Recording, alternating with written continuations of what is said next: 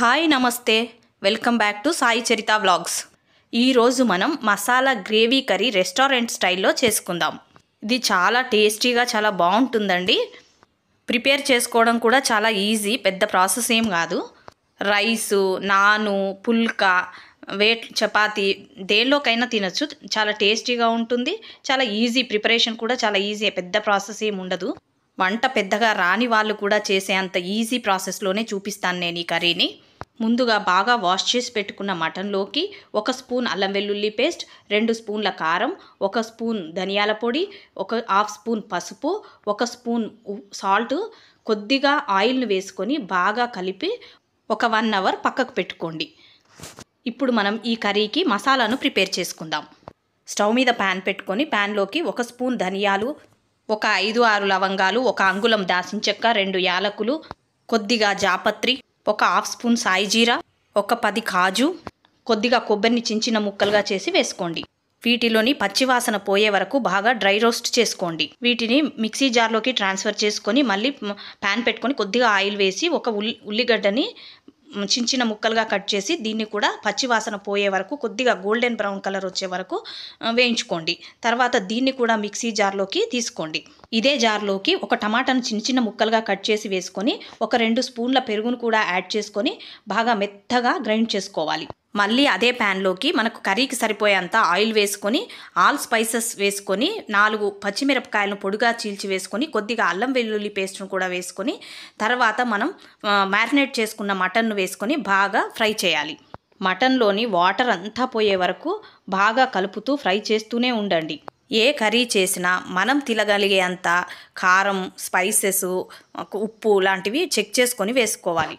అడుగు మాడకుండా బాగా కలుపుతూ ఆయిల్ పైకి తేలే వరకు ఫ్రై చేస్తూనే ఉండండి. ఇలా ఫ్రై చేస్తున్న మటన్లోకి కొద్దిగా పుదీనాను వేసుకొని మళ్ళీ ఫ్రై చేయండి. పుదీనా వేశాక తప్పకుండా కాసేపు ఫ్రై చేయాలి. ఎందుకంటే పుదీనా వాసన ఆయిల్లో ఫ్రై అయితేనే కొద్దిగా తగ్గుతుంది. బాగా కలుపుకొని మూత పెట్టుకొని ఒక 5 నిమిషాలు అలాగే వదిలేయండి. స్టవ్ ఫ్లేమ్ను మాత్రం సిమ్లోకి అడ్జస్ట్ చేసుకోండి. తర్వాత మూత తీసి చూస్తే ఇలా మనకు వీడియోలో చూపించిన విధంగా ఆయిల్ పైకి తేలి బాగా ఫ్రై అయ్యి కనబడుతుంది మటన్. ఎప్పుడు కూడా కర్రీస్ను అడుగు మాడకుండా చూసుకోండి. అడుగు మాడిందంటే కర్రీ టేస్ట్ కంప్లీట్ చేంజ్ అయిపోతుంది. ఇప్పుడు ఒకసారి కర్రీని బాగా కలుపుకొని తర్వాత మనం గ్రైండ్ చేసి పెట్టుకున్న మసాలా పేస్టును వేసుకోవాలి. మసాలాను యాడ్ చేసుకున్న తర్వాత బాగా కలుపుకొని కొద్దిసేపు అలాగే వదిలేయండి. ఆయిల్ పైకి తేలే వరకు బాగా కలుపుతూ ఈ మసాలాలను ముక్కలకు పట్టే విధంగా బాగా ఫ్రై చేయండి. ఇలా మటన్ను మనం ఫ్రై చేస్తూ ఉంటేనే మనకు సగం ఇక్కడే ఉడికిపోతుంది. ఇలా మధ్య మధ్యలో కలుపుకుంటూ కనీసం ఒక 5 నుంచి 7 నిమిషాల వరకు బాగా మసాలా పేస్ట్ వేసిన తర్వాత మళ్ళీ ఫ్రై చేస్తూ ఉండాలి. నాకు కొద్దిగా కారం తక్కువగా అనిపించింది.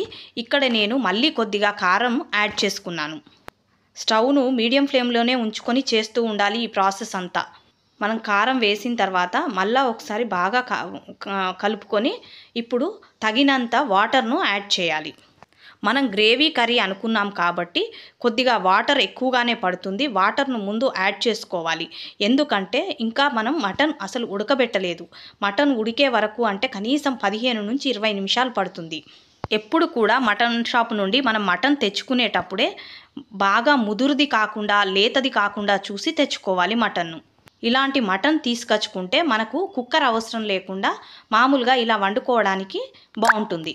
ఇప్పుడు వాటర్ వేసిన తర్వాత మనం బాగా కలుపుకొని మూత పెట్టుకొని కనీసం 20 నిమిషాల వరకు మటన్ను ఉడికిస్తూనే ఉండాలి. మధ్య మధ్యలో మూత తీసి కలుపుతూ అడుగంటకుండా చూసుకోవాలి. నేను ఒక 10 నిమిషాలు ఉడికించిన తర్వాత ఒక ముక్కను తీసి అసలు ఉడికిందా లేదా అని చూసుకున్నాను. అలా చూసుకోండి. బాగా ఉడకకపోతే ఇంకొద్దిగా వాటర్ యాడ్ చేసి మళ్ళీ కాసేపు ఉడికించుకోండి. నాన్ వెజ్ ఎప్పుడైనా కానీ బాగా ఉడకనివ్వాలి. ఎందుకంటే డైజెస్ట్ అవ్వడం కొద్దిగా కష్టం అవుతుంది కాబట్టి మెత్తగా ఉడికితే బాగుంటుంది. నేను ఉప్పు మ్యారినేట్ చేసేటప్పుడు కొద్దిగానే వేశాను. అందుకే మళ్ళీ మటన్ ఉడికిన తర్వాత మళ్ళీ కొద్దిగా సాల్ట్ను యాడ్ చేసుకున్నాను. మటన్ బాగా ఉడికిపోయిందండి. కొత్తిమీరని యాడ్ చేసుకుంటే సరిపోతుంది. నేను మర్చిపోయాను, మీరు యాడ్ చేయండి. మీకు ఈ వీడియో నచ్చితే ప్లీజ్ లైక్, షేర్, సబ్స్క్రైబ్.